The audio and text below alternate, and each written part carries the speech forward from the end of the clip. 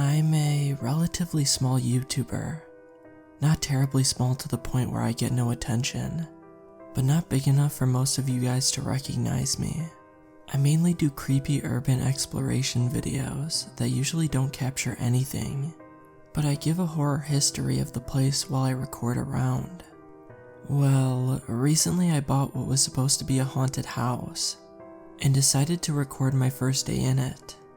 I'm definitely going to move now. Every little sound makes me want to jump, including the leaky faucet in my bedroom's bathroom. I did the same deal as my normal videos. Put a GoPro on top of my head, using a headband that was one size too tight. I had dropped it down a cliff before, and gave a narration while walking around the house.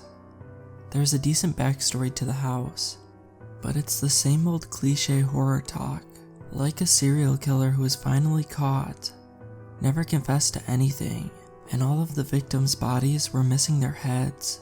Yes, that's what it was. I embellished the story quite a bit, but that's standard practice in my field. The few creepy moments that gave my channel the extra push it so desperately needed could have been camera malfunctions or simply a homeless man upset at me for crawling on his turf. I don't think I've ever actually experienced something paranormal in any of my videos. Until now. After I finish the video, do some basic editing and chop out all the boring parts, I upload the video to YouTube and go to bed.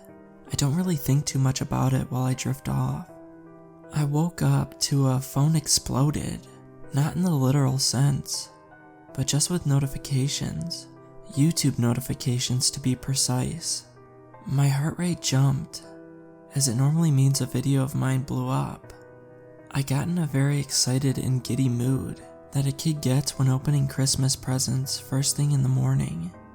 And then my mood changed, as if the presents were actually cool all along. When I started reading the comments, yeah, the video blew up. But now I don't feel safe here anymore. 126. WTF was that? Bruh, you think you so slick at 923? Putting in some Halloween decor, hanging from the shower? 10 out of 10 though, great effects. I'ma be honest, didn't notice anything until 902. But then, I just had to rewatch the thing. Scary stuff, man. 025, 126, 159, 258, 504, 833, 902, 923. How are you not seeing this stuff, man? It may be hidden on camera, but you've got a peripheral, right? I'm sure if I watch it again, I'll find more. 8 minutes. LMAO. Time to leave.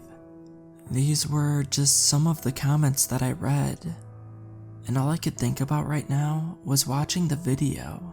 I pop down in front of my desk, open my laptop, click on the file, and go to the first timestamp that everyone is talking about. 025. I pause the video and scan the frame.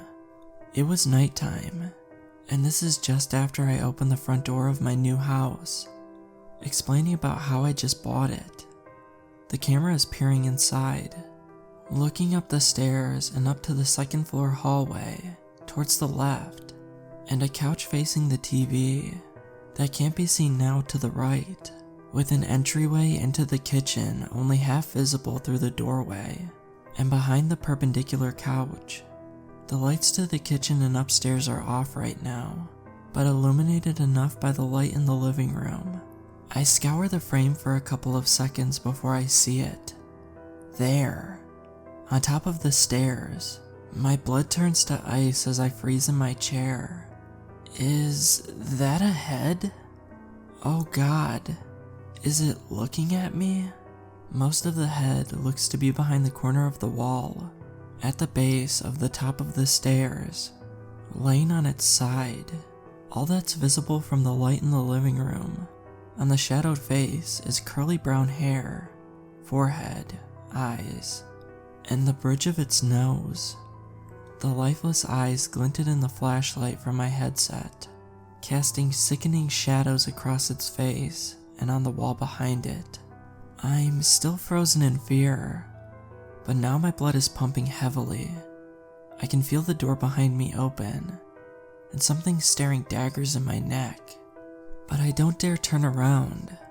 Hell no. I play the video, and the camera immediately looks back towards my car. Something about it being a beater, but the house is new, and pans back inside the house. The head isn't there anymore, but that only made the feeling in my stomach even worse. Where the hell was it now? In the video, I entered the threshold of the house and walk into the living room, moving my head around to show everyone the details and size of the room. I go deeper into the lore of the house while walking around, showing off my collection of geeky stuff to my viewers. My next timestamp rolls around, and I pause the video again. 1:26. I look around but see it almost immediately. This one was at the stairwell again, but now the view is from where the TV is, meaning I could only see the ending part of the stairs heading towards the doorway and the wall it connected to. You know, that large space above most stairs, right as you begin walking up that's level with the ceiling of the next floor. That was the layout of my house. Right at the corner of that opening, the head was peering at me, upside down. I could still only see the same parts, but the curly hair was extended by the gravity. The glint in those horrifying and dead eyes remained the same. Almost immediately afterwards in the video, I headed into the kitchen, so when I played the video, the head went away instantly from view. As the camera angle moved to the entryway of the kitchen, I fast forward to the next timestamp to see it again. Shaking as I moved the mouse, I didn't need to pause the video to see this one. 1:59. You could still only see the same parts of the head, but it was peering out of the semi-open microwave in the back end of the kitchen. Upon a closer look, if you pause the video, you could see something dripping on the handle. I couldn't handle much more of this. I felt like I was about to throw up, and I just wanted to leave the house. The feeling of being watched grew ever so stronger as I moved my cursor to the top comment on my video. Damn, the shower one, 9:23 at the end of the video, was so terrifying. You know how to make good content, man, and great acting. If it's not acting, run. I hover over the timestamp, wondering if the click is worth it. It wasn't, but I did it anyway. I just had to know. 9:23. My hands are slick, and my shakiness made me pause the video on accident. When entering the bathroom like I did in the video, you couldn't see anything in the shower. The curtains were drawn, and I have unique shower curtains, as in it was curtains plural. 2 half curtains that could open up from the sides or in the middle, like the ones on a window. There was a foot gap in the middle, so that when I was walking in, you could only see the shelf and the safety railing holding my washcloths.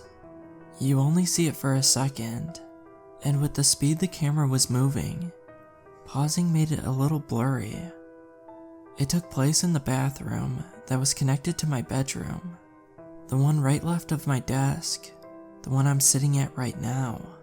But when I walked to my mirror, and the video looks through it, the angle was just perfect to the point where you could see the shower nozzle in the distance. My camera only lingered there for a couple of seconds, but that was all that was needed. Now you could see the whole head. It had the whole thing shoved through the severed throat opening on its neck, with the nozzle angling downwards and coming out of its mouth. The nozzle was dripping blood, and the red liquid was pouring down the shaft of the shower head. But that wasn't the part that freaked me out the most. It was my head. My head with its mouth gaping open My curly hair, my forehead, my neck, my eyes, my lifeless eyes, all of it was mine. I sat there frozen, heart ready to burst out of my chest like in the scene of Alien, only with more gore. I couldn't think straight. Only one thought was going through my head, and that was pack up and leave this place forever, and hire somebody else to move me out. And then I heard it. A wet thud coming from my bathroom. A wet thud from my shower.